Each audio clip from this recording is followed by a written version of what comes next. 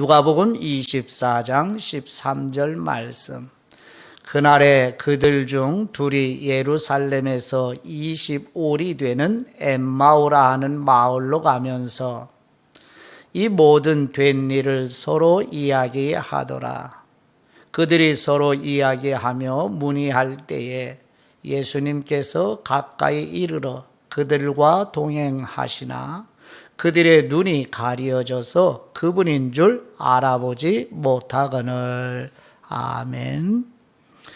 지난 주일에는 마태복음 27장 45, 46절 말씀을 중심으로 나의 하나님 어찌하여 나를 버리십니까? 하는 예수님이 십자가에 달리신 채로 아버지께 간청하였던 그 말씀을 중심으로 하나님과 분리되는 고통이 얼마나 끔찍하고 무서운지 깨닫게 하소서 하는 제목으로 지난주 말씀을 나누었어요.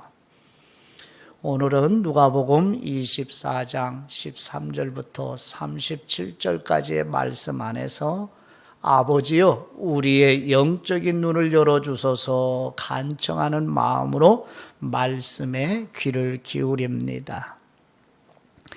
자, 13절 말씀을 잠깐만 보시죠. 두 사람이 나오네요. 둘이 예루살렘에서 25里 되는 엠마오라는 마을로 걸어가고 있어요. 25리면 약 10여 킬로 되지요. 걸으면 약 2시간 정도 좋게 걸리겠지요. 걸어서요. 자, 그 정도로 이해하시고 14절 말씀. 이 모든 된 일은 예수님이 이제 뒷본문에 가서 나누시겠지만 예수님이 유대인들에 의해서 죽으시고 그리고 무슨 일을 또 포함하느냐면 막달라 마리아와 여인들이 예수님의 무덤에 주일 새벽에 찾아갔는데 예수님의 시신은 보이지 않고 천사가 전해주는 말, 예수님이 살아나시고 지금 무덤 안에 계시지 않다는 말을 듣고 이런 이야기들을 듣고 이제 실망과 낙심, 슬픔 이런 마음으로 지금 예루살렘에서 10여 킬로 떨어진 엠마오라는 마을로 걸어가고 있습니다. 그런데 부활하신 예수님이 자신들과 동행하고 있지만 이 16절 말씀에 눈이 가려져서 부활하신 예수님인 줄 알아보지 못한다는 배경입니다. 자, 첫 번째 말씀을 보시지요. 조금 전에 읽었던 누가복음 24장 15, 16절. 그들이 서로 이야기하며 문의할 때 예수님께서 가까이 이르러 그들과 동행하시나. 여기서 예수님은 지금 막 부활하신 예수님. 지금 조금 전에 부활하신 예수님. 가까이 이르러 그들은 누구예요? 엠마을로 내려가는 두 제자. 그래서 두 제자는 12제자 그 그룹이 아닌 예수님을 따르는 사람들이에요. 이 두 사람과 동행을 하는데 두 사람의 눈이 가리어져서 부활하신 예수님인 줄 알아보지 못하거늘. 아하, 이 두 사람은 구원받은 사람이에요. 거듭난 사람들이에요. 그래서 제자라고 말씀을 하셔요. 그런데 아직 영적인 눈이 가리워 어두운 상태에 있다는 것이죠. 이 두 사람 중에 한 사람이 이제 다음 본문 18절에 나오는 글로바라는 사람과 역사가들은 이 다른 제자를 이 가족이라고 설명을 해줍니다. 글로바와 그 가족. 아들인지 아니면 부인인지는 모르지만 하여튼 가족이라고 가르쳐 줍니다. 성경은 말하지 않는데 참고하시면 되겠고요. 그러면 이 본문 안에서 구원받은 즉 거듭난 두 사람 글로바와 또 한 사람인데 구원받은 그리스도인으로서 어느 부분은 이렇게 영적인 눈이 어두운 상태에 있을 수 있구나. 내 모습을 비춰보자는 거예요. 구원받았어요. 어느 부분은 믿어요. 깨닫고. 근데 어떤 부분은 이렇게 영적인 눈이 가리워져 있는 상태일 수도 있구나. 그리스도인들이. 물론 목회자도 포함해서요. 부활하신 예수님께서 11번 이제 사도행전 1장까지 11번 사람들에게 나타나셔서 부활하신 사실을 알게 해 주셔요. 제일 먼저 막달라 마리아에게 나타내 보여주셨고요. 두 번째는 다른 여인들에게 또 나타내 보여주시고 세 번째는 고린도전서 15장에 보면 베드로에게 개인적으로 나타내 보여주셨고요. 그 다음에 네 번째가 지금 오늘 우리 같이 나누는 본문에 엠마오로 내려가는 글로바와 또 한 사람에게 부활하신 예수님이 나타내 보이신 게 네 번째예요. 그리고 이제 마지막 부분에 36절, 37절에 다섯 번째 10명의 제자들과 따르는 예수님을 따르는 사람과 이 엠마오에 내려가던 글로바와 또 한 사람이 같이 모였을 때 문을 닫고 모여 있는데 부활하신 예수님이 찾아오시는 본문이 바로 다섯 번째예요. 그러니까 오늘은 부활하신 예수님이 네 번째와 다섯 번째에 나타나시는 이 이야기 속에 담겨 있는 생명의 양식을 먹고 나누고자 하는 거예요. 자, 그런데 핵심은 뭐예요? 구원받았어요. 거듭났어. 근데 어떤 부분은 깨달았고 믿어요. 근데 어떤 부분은 이렇게 영적인 눈이 가리워진 상태에 있을 수 있구나. 이게 지금 15, 16절의 핵심 메시지고요. 자, 그 다음 17절 말씀 한 구절을 먼저 보시죠. 17절 말씀 이렇게 영적인 눈이 가려져 눈이 열리기 전까지는 근심과 슬픔의 시간을 보낸다는 걸 또 빗주임 받아보셔야 되겠죠. 자, 17절 말씀 보세요. 예수님께서 이르시되 너희가 길 가면서 서로 주고받고 하는 이야기가 무엇이냐 하시니 두 사람 글로바와 또 한 사람이 슬픈 빛을 띠고 머물러 서더라. 구원받은 성도인데 이렇게 성장하지 않으면 슬퍼하지 않아도 될 일을 슬퍼하게 되는구나 아시겠죠 이제.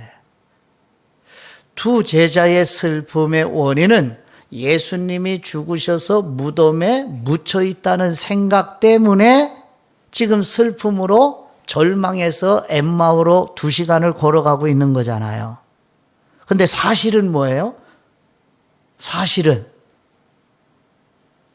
지금 누구하고 같이 걸어가고 있어요? 길을? 부활하신 예수님과 같이 걸어가고 있어요. 슬퍼할 일이에요? 기뻐할 일이에요? 근데 왜 슬퍼하고 절망하고 있죠? 눈이 가리워져서. 그럼 저와 여러분이 구원받아서 믿음의 삶의 여정을 가고 있는데 어떤 부분은 이렇게 영적인 눈이 가리워져서 살게 되면 슬퍼하지 않아도 될 일, 절망하지 않아도 될 일, 걱정하지 않아도 될 일을 슬퍼하며 걱정하며 시간을 소진하겠죠. 지금 그 빛을 비추어 보시라는 거죠. 17절 말씀에서 만약의 경우 상상을 해보시죠.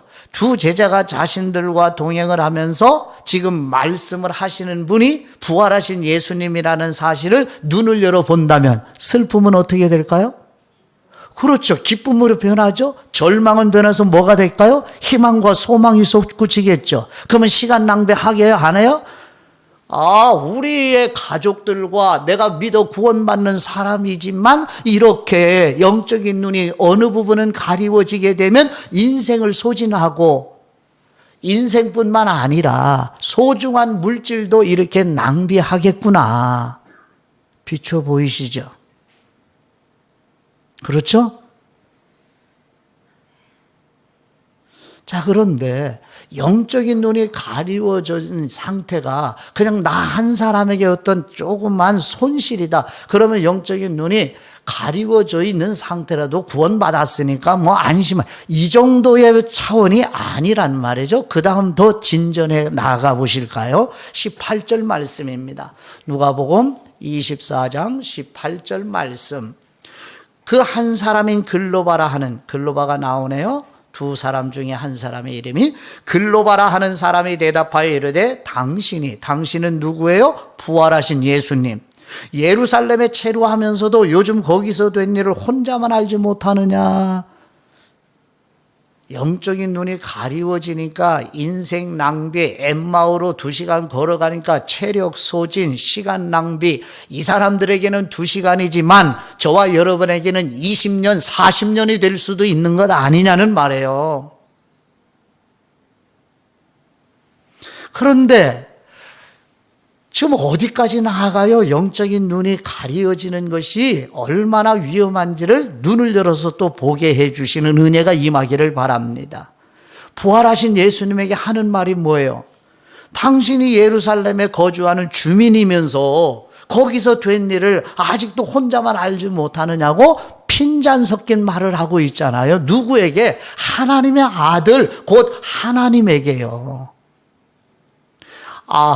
영적인 눈이 가리워지게 되면 생각 자체부터가 이제 근본이 이제 어긋나니까 언어도 어긋나게 되고, 그러면서 이제 사람들이 살아가는 공동체의 관계가 허물어지겠구나. 영적인 눈이 가리워지게 되면 가정에도 폐해가 임하게 되겠고, 국가와 사회와 그리고 직장과 그리고 교회 공동체 안에도 엄청난 폐해를 가져오는 일이구나. 무슨 일이?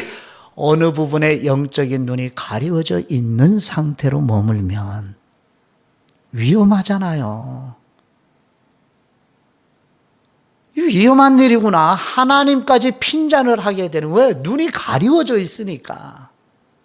그러니까 질서도 모르게 되고 무엇을 잘못했는지도 모르게 되고 다른 사람 탓만 하게 되고 국가와 사회 탓만 하고 불평과 불만을 하며 인생을 소진해 버릴 수 있겠구나. 무슨 일이요? 구원은 받았지만 어떤 부분에는 아직 눈이 가리워진 상태에 머물면. 그런데 하나님 아버지께서는 이런 모습, 부활하신 예수님을 못 알아보고 핀잔 섞인 말을 하는, 그거를 듣고 계시는 저 하늘 아버지, 글로바와 또 다른 사람을 참고 기다리시는 하나님 아버지의 긍휼의 마음이 또 보여지지요. 기다려주시는, 그 기다리기만 하는 게 아니에요. 성장해 가도록 이끌어 가시는 것도 지금 이 시간에 저와 여러분이 눈을 열어 주셔서 볼 수 있어야 돼요. 자, 그래서 19절부터 21절까지의 말씀을 보십니다. 누가복음 24장 19절에서 21절이요. 어느 부분은 알고 믿어요. 근데 어느 부분은 아직 모르는 상태이니까 믿지를 못하는 거죠. 자, 그러면 이제 내용을 볼까요? 누가복음 24장 19절 말씀. 이르시되 무슨 일이냐 이르되, 이 예수님, 부활하신 예수님이 지금 질문하는 거잖아요. 이르되, 대답이에요. 글로바와 다른 사람이. 나사렛 예수님의 일, 누구에 관한 일을 지금 얘기해요? 나사렛 예수님. 나사렛 예수님이라고 했어요. 나사렛을 일부러 기록을 해요. 나사렛 예수님. 나사렛 예수님에게 일어난 일이니, 그분은, 나사렛 예수님은, 자, 이제 어떤 것을 알고 믿고 있는지 보세요. 하나님과 모든 백성 앞에서 가르침, 말과 일에 능하신 선지자이거늘. 요한복음 4장의 사마리아 여인도 처음에는 선지자로소이다 이렇게 고백을 하잖아요. 그러니까 이 당대에 공생의 3년 동안에 예수님의 성전과 회당에서 가르치시는 예수님의 가르침을 들은 이 사람들이 예수님을 선지자로 생각을 했어요. 권위가 있고 권세가 남다른 그런 선지자로 생각을 했어요. 알고 있죠, 그죠? 선지자. 자, 그 다음 20절이요. 우리 대제사장들과 관리들이 사형 판결에 넘겨주어, 거기요. 대제사장과 관리들, 장로들, 서기관들, 유대 종교 지도자들이죠. 이 표현을 함으로써 예수님의 죽으심에 유대인들을 정죄하고 있습니다. 이 표현을 하면서.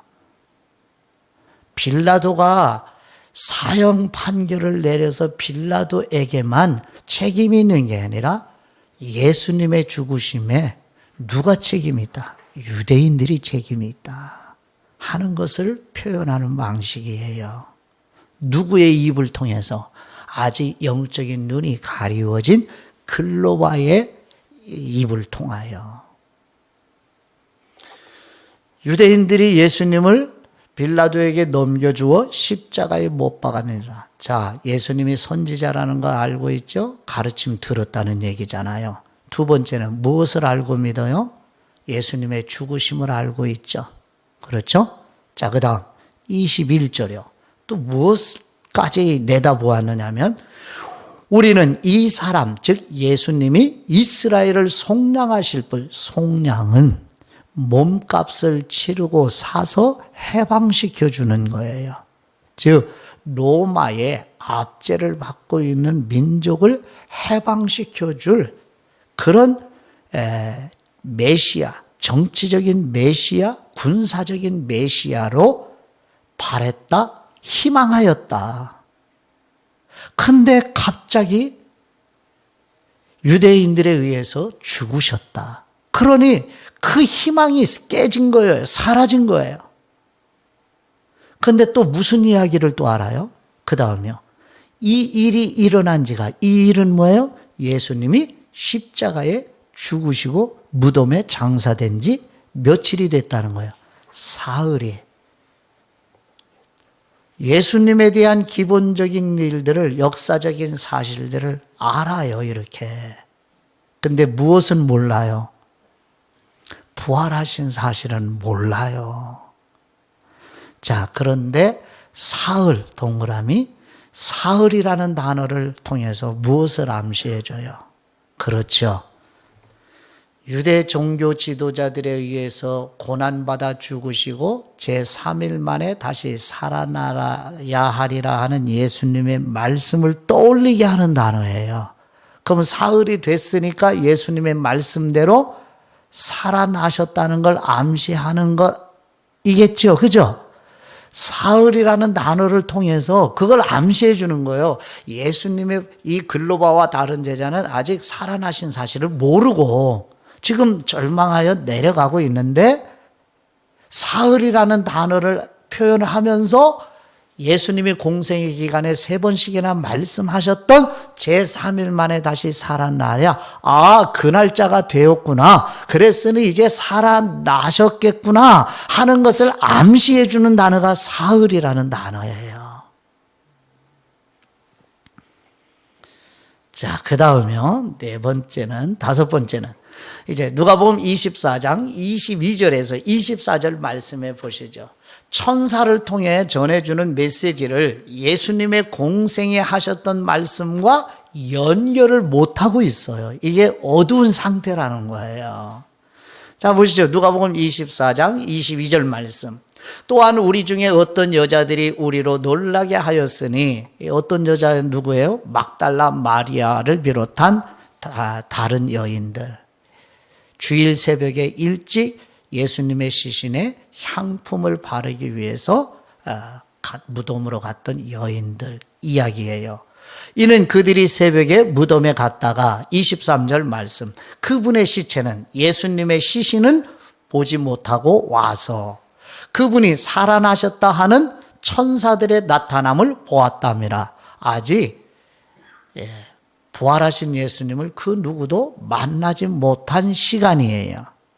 그러니까 천사들의 이야기만 들었어요. 자, 그 다음에 24절이요.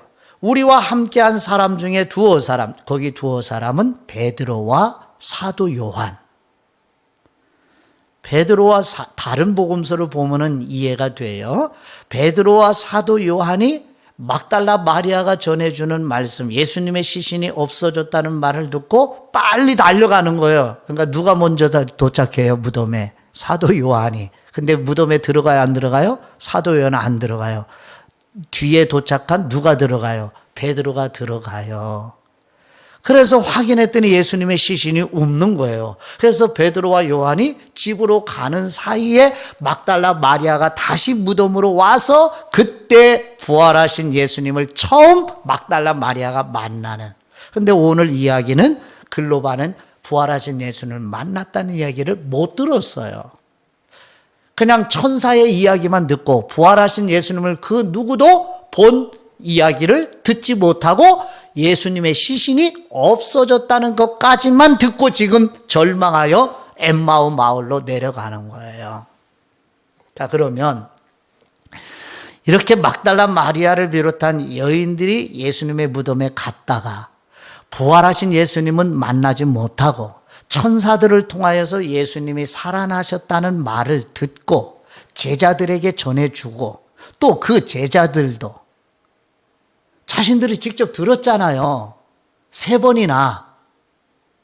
그러면 천사가 전해주는 말, 베드로와 요한이 무덤에 들어가서 예수님의 시신이 없어졌다는 이 현장을 보면 공생에 30년 된 것도 아니잖아요. 3년 된 거예요. 어느 때는 2년 안 돼서 말씀을 들었기도 하고, 공생에 1년 지나서 갈릴리 가이사랴 빌립보에서 처음 베드로의 신앙 고백에서 이제 마치고 난 다음에 예수님이 첫 번째 예수님의 죽으심과 부활을 말씀하신 거예요. 그러면 공생에 2년도 안 지나갔잖아요. 이걸 3번씩이나 들었다고요. 그러면 천사가 이야기를 하고 자기가 직접 눈으로 보고 예수님의 시신이 없어진 걸 보면 공생의 기간 동안에 했던 말씀과 연결을 해야 돼요? 안 해야 돼요? 여러분 같으면 하실 거 아니에요? 떠올릴 거 아니에요? 근데 연결을 못하고 있다고요. 이게 영적으로 우리가 어두워진 상태 하나의 현상이에요. 그래서 성령님의 영감으로 성경에 계시해 주신 진리들은 이렇게 서로 유기적으로 연결을 해 놓으신 거예요. 하나님이 창세기에서 계시록까지 모든 진리들을 하나로 연결을 해 놓으셨어요. 근데 우리가 전체를 다 시간이 없어서 부족하고 하니까 우리의 이해하는 것도 한계가 있기 때문에 세분해서 어떤 진리를 따로따로 구별해서 배우고 듣고 깨달아 가잖아요. 근데 우리의 한계가 뭐예요? 이걸 전체로 유기적으로 연결해 놓으셨다는 사실을 놓치고 살았어, 그동안요. 근데 알기는 아는데 믿기는 믿는데 이걸 전체로 연결해서 하나의 진리로 볼 수 있는 눈은 아직 열리지 않은 이 글로바와 다른 제자 그리고 12 사도들처럼 우리도 오늘날 그리스도인들도 거듭나서 구원받았지만 이럴 수 있구나. 부분적으로는 알아야 돼. 어느 정도는. 근데 그 진리들을 통합으로 전체로 유기적으로 연결하는 부분은 아직 부족한 누구도 목회자도 신학자들도 그럴 수 있구나. 이게 우리의 한계. 그러니까 어떻게 해야 돼요? 우리는 무슨 마음 가져야 되겠어요? 또 그래서 겸손한 마음이 필요한 거예요. 성부, 성자, 성령 삼위일체 하나님이 사랑의 관계로 존재하셔요. 관계로. 그런 것처럼 하나님이 계시해 주신 진리도 연결해서 서로 관계가 있는 거예요. 유기적인 관계가. 이거를 그래서 어느 하나의 진리를 배우면 이미 깨달아 믿는 진리와 연결해 볼 수 있는.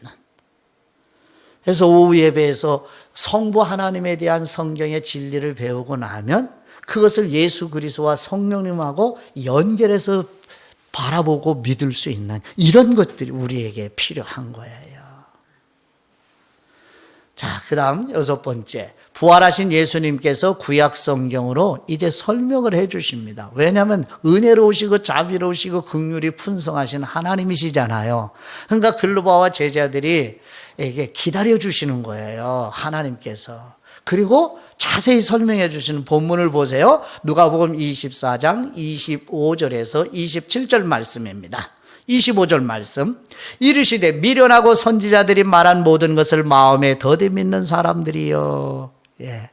처음에는 미련하다고 말씀을 해요. 미련하다. 왜 미련하다고 그래요? 선지자들이 말한 모든, 밑줄, 선지자들이 말한 모든 건 구약 성경을. 선지자들이 말한 모든 것. 구약 성경의 선지자들을 통해 계시해 주신 누구를 가리키는 말씀들을, 예수 그리스도를 가리키는 말씀들을 더디 믿는 사람들이요 라고 먼저 직면시켜주는 일을 해요. 거기요 25절에서 이렇게 성경은 디모데후서 3장 16절에 성령님의 영감으로 기록돼서 교훈도 주시지만 책망도 하시는, 지금 그 일을 하시는 거예요. 25절은 책망하는 기능을 하시는 거예요. 아, 우리를 직면시켜 주는구나. 책망이라는 단어를 좀 들으시면 마음의 상해를 입으니 그냥 직면시켜 준다. 그 직면 받으면 기분 나빠서 그냥 예수님, 부활하신 예수님을 말은 못 알아보고 이게 마음에 불편해서 가버리면 그 다음 이야기는 없어지는 거예요. 그러니까 마음이 불편하다고 가버리면 되는 일이 아니구나. 지금 직면 받으니까 기분 나빠서 그냥 나그네인 줄 알고 지금 이제 그러니까 네가 뭔데 그런 말을 해 라고 기분 나빠서 가버리면 부활한 예수님 못 만나는 거예요. 그러니까 거듭나서 구원받은 사람의 특징은 뭐예요? 직면 받아도 마음에 부담이 되고 불편해도 계속 듣는구나. 이게 거듭난 사람, 구원받은 사람의 특징이구나. 아시겠죠? 보이시죠? 자, 26절이요. 그리스도가 이런 고난을 받고 영광에, 자신의 영광에 들어가야 할 것이 아니냐 하시고, 26절은요, 글로바도 그렇고 다른 사람도 그렇고 유대인들이, 제자들도 그렇잖아요. 예수님은 죄가 없으신데도 죽으신 거죠. 그러면 하나님의 속성 가운데 공의이시죠. 하나님은 공의로우신 분이죠. 의로우신 분이죠. 그럼 죄 없는 거 알죠. 그럼 죽으셨죠. 그럼 공의의 하나님의 이 속성으로 이제 죽으신 대로 그냥 두면 공의가 성립이 돼요? 안 돼요? 안 되죠. 그럼 하나님의 공의와 하나님의 의로우심에서 보면 반드시 뭐 해야 돼요?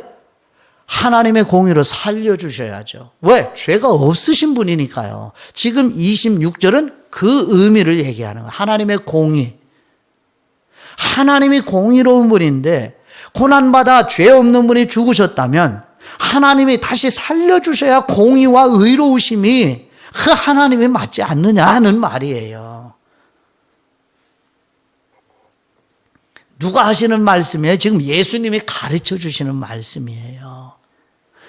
하나님의 공의라는 속성으로 가르쳐 주고 있는 거예요. 하나님의 공의에 대한 성경 교리로 가르쳐 주시는 거라고요. 이미 배웠죠? 왜 우리로 하여금 하나님은 성경 교리를 배우고 가르치라고 말씀하셨는지 나누었죠. 이유가 뭐예요? 예수 그리스도도 성경 교리를 가르쳤습니다 라는 것을 배웠잖아요. 이런 부분이에요. 자, 그 다음 27절이요. 이에 모세와 모든 선지자의 글로 시작하여 모든 성경 밑줄, 그 부분이 예수님이 구약 성경을 이와 같은 방식으로 표현해요. 구약 성경입니다. 모세 선지자의 글 시편, 그리고 모든 성경은 구약 성경. 구약 성경에 쓴 바 자신 예수님에 관한 것을 자세히 설명하시니라. 아멘. 자세히 설명. 어디에서? 길거리에서요. 길거리에서요. 지금 집이 아니고 길거리에서요. 엠마오 마을로 내려가는 길거리에서. 그럼 오늘날 언어로 말하면 자세히 설명하는 게 뭐예요?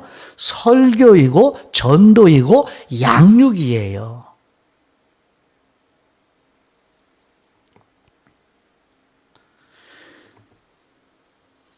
그래서 예수 그리스도께서 구약 성경으로 예수 그리스도에게 일어난 일을 자세히 설명을 해주고 계시는 거예요.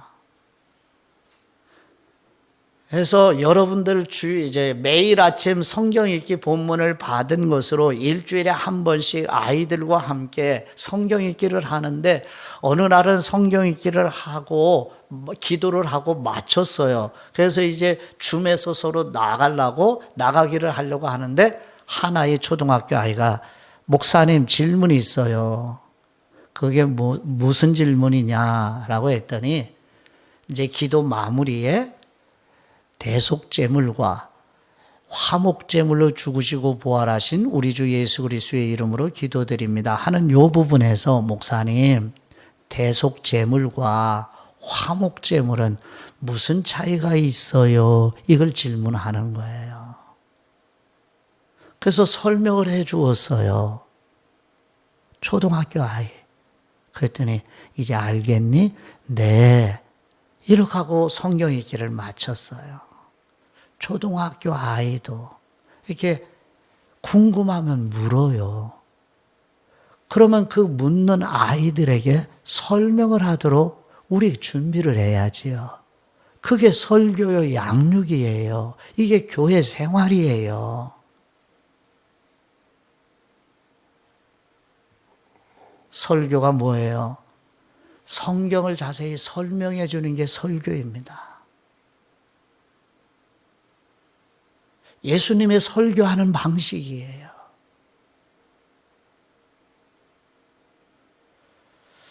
자, 그 다음에요. 7번째, 교회가 시작되는 모습을 이제 드디어 눈을 열어 보기 시작을 하는데요. 28절에서 30절까지의 말씀입니다. 누가복음 24장 28절. 그들이 가는 마을에 가까이 가매 예수님은 더 가려 하는 것 같이 하시니 그들이 간구하여 이르되, 그들은 누구예요? 글로바와 또 다른 제자.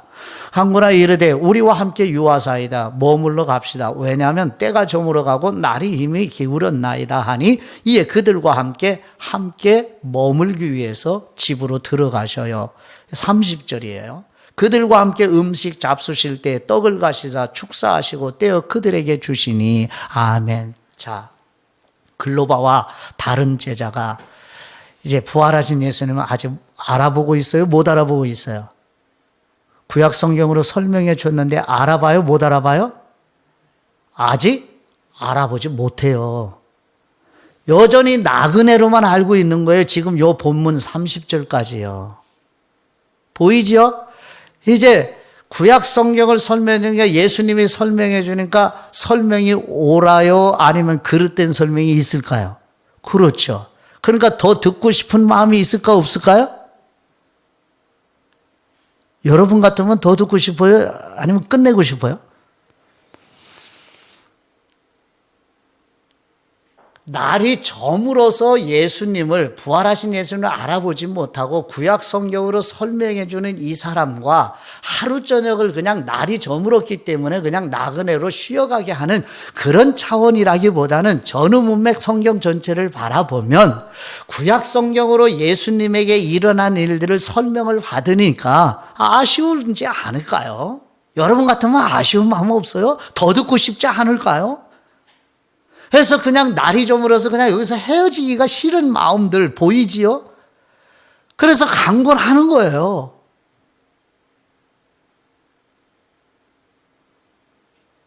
평생에 듣던 말씀 또 들려주시오. 찬송이 있지요?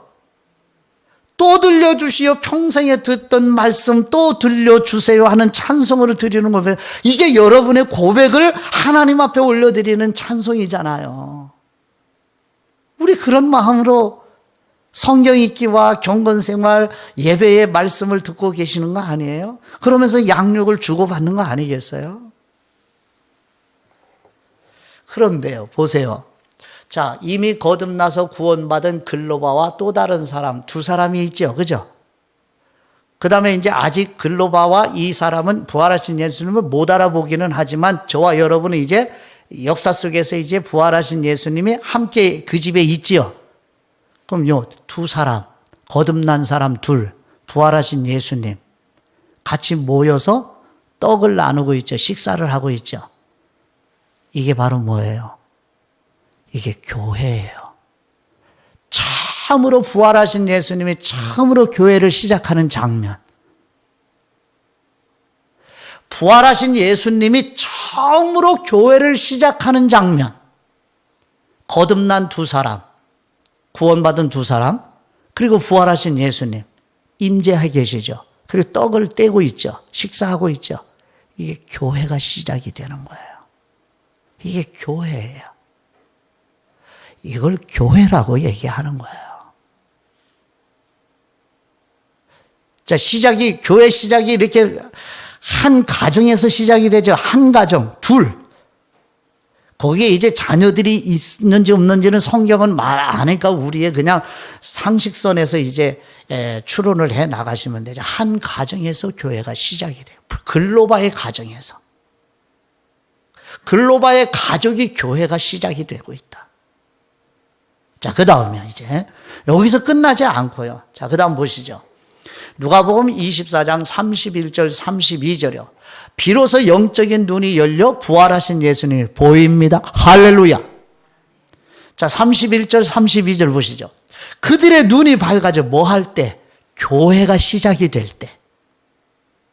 떡을 나누어 주시니까 이 글로바와 또 다른 사람의 눈이 열리는 거예요. 어두워진 눈이 열려요. 그래서 부활하신 예수님인 줄 알아보는 거예요. 몇 번째 나타나는 거예요, 지금 예수님이? 네 번째. 예수님은 그들에게 보이지 아니하시고 벌써 떠나셨어요. 32절. 그들이 서로 말하되 이제 무슨 고백을 해요? 이제 무엇을 떠올려 추억을 하는 거예요.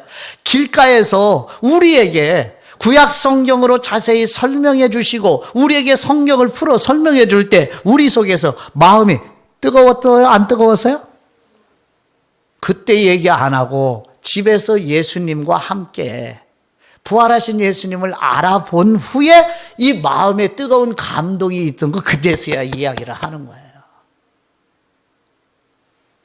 교회의 시작은 부활하신 예수님 반드시 임해야죠. 그리고 반드시 그 부활하신 예수님의 말씀이 설명되어야죠, 교회는. 그렇죠? 그럴 때 정서적인 변화가 일어나죠. 뜨거운 감동. 정서적 변화가 일어나요.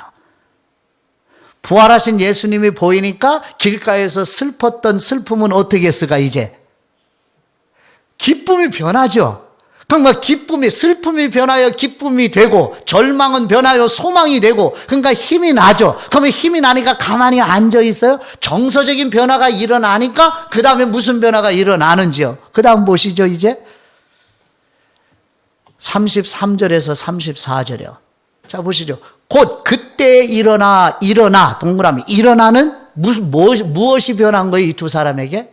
의지의 변화가 일어나네요. 몸이 일어나요. 의지의 변화. 아, 이렇게 교회 안에서 하나님의 말씀으로 감화를 입은 정서적인 변화를 통해서 무슨 일까지? 의지의 변화까지 일어나는구나. 그랬더니 그들이 이제 어디로 돌아가요? 예루살렘으로 돌아가요. 예루살렘, 지금 예루살렘에서 엠마오 마을까지 내려왔죠. 몇 시간 걸어왔어요? 25리니까 2시간 걸어왔죠. 그러면 다시 예루살렘 올라가면 몇 시간 더 걸어가야 돼요? 다시? 2시간 다시 되돌아가야죠. 그러면 걸기가 힘들어요? 그렇죠. 2시간 걸어와서 또 2시간 걸어가려니 엄두가 나지 않는데 지금 이게 아침이에요? 밤이에요? 지금 밤사이에 그냥 피곤해서 잠자고 있을 수가 없어요. 부활하신 예수님을 만나고 나니 잠도 안 자고 그냥 냈지 예루살렘으로 향하여 뛰어가는 거예요. 뛰다 걷다를 반복해서. 자, 갔더니 자 보세요. 어디로 찾아가요? 11제자 및 그들과 함께한 사람들이 모여 있어. 11제자가 모여 있어요. 다른 예수님을 따르던 사람들과. 자, 그 다음에 34절에 무슨 얘기를 나눠요? 거기로 글로바와 다른 제자가 가니까 말하기를 그 사람들이 11제자와 함께 있던 사람들이 예수님께서 과연 살아나시고 시몬 베드로에게 보이셨다는 말을 고백을 해요. 그랬더니 36절에 두 사람 누구예요? 글로바와 또 다른 사람도 길에서 된 일, 그리고 자기 집에인지 다른 사람 집인지는 모르지만 집에서 예수님이 떡을 떼심으로 자신들이 부활하신 예수님을 보도록 눈이 열려졌다는 것 이야기를 해요. 이게 교회의 참모습입니다. 처음 시작은 글로바의 가정에서 가족들의 교회의 시작이었고 이제 그 다음은 확장이 되죠. 사도들, 그리고 따르는 구원받은 다른 사람들, 글로바와 또 한 사람. 이렇게 처음에는 예수님이 글로바라고 하는 한 가족에서 시작이 된 교회가 이제 다른 가족, 구원받은 사람과 이제 같이 모이는 공동체로. 이게 교회의 참 모습입니다.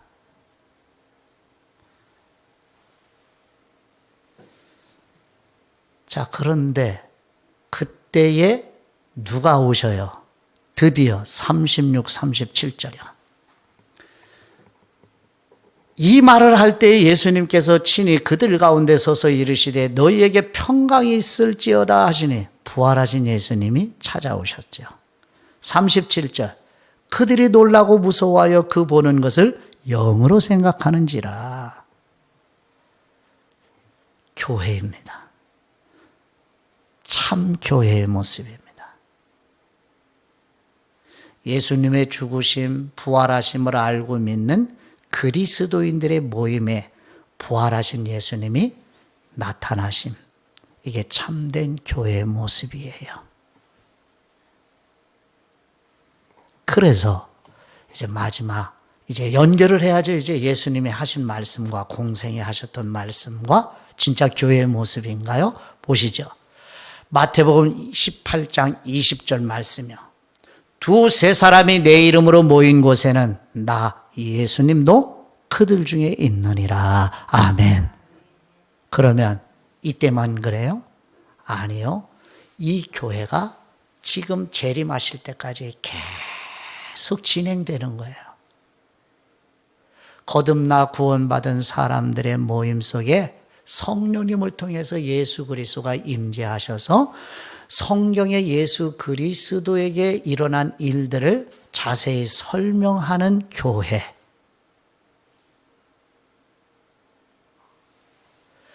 불편하고 어려운 상황들이지만 하나님께서 주신 의지를 동원하여 예배와 소그룹 모임에 참석하는 일에 힘쓰고 먼저 성령님의 도우시는 은혜로 말씀을 배우고 깨달아 믿는 리더들과 함께 하나님의 말씀으로 교제하는 모임 속에 거룩하신 삼위일체 하나님의 임재를 경험하는 성도님들이 되시기를 축복합니다. 하나님의 임재를 믿고 경험을 하시도록 성령님을 통해서 이 일이 이제 이런 교회가 이제 사도행전에부터 서신서에 계속 진행되어 가는 거예요. 성령님을 통해 예수님이 어떤 방식으로 임재하시는지. 그런데 교회에 무슨 일이 닥쳐요? 박해가 오게 돼요. 이게 오늘날까지 이어지게 되는 거예요. 이런 아름다운 교회를 여러분이 세우면서 또 여러분이 교회라는 사실을 마음에 인식하고 하나님의 말씀 앞에서 성령님과 함께 동행하시는 남은 여정이 되시기를 그리스도의 이름으로 축복합니다. 기도드리겠습니다.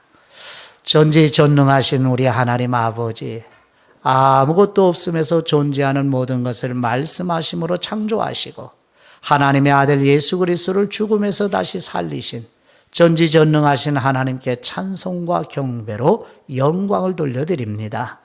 예수님의 죽으심과 부활에 대한 역사적 사실을 아는 것으로 충분하다고 여기지 말고 보혜사 곧 진리의 영이신 성령님의 조명해 주시는 은혜를 전적으로 의지하여 성령님의 영감으로 기록해 주신 사도행전과 서신서들을 읽고 묵상하면서 예수님의 죽으심과 부활하심의 뜻이 무엇이고 우리와 무슨 상관이 있는지 깨달아 믿으며 믿는 복음의 말씀대로 살고 증거하는 우리 교회 성도들과 한국교회가 되도록 은혜를 부어 주옵소서. 우리를 대신하여 대속제물과 화목제물로 십자가에 죽으시고 부활하시어 성령님을 보내주시는 우리 주 예수 그리스도의 이름으로 기도드립니다. 아멘.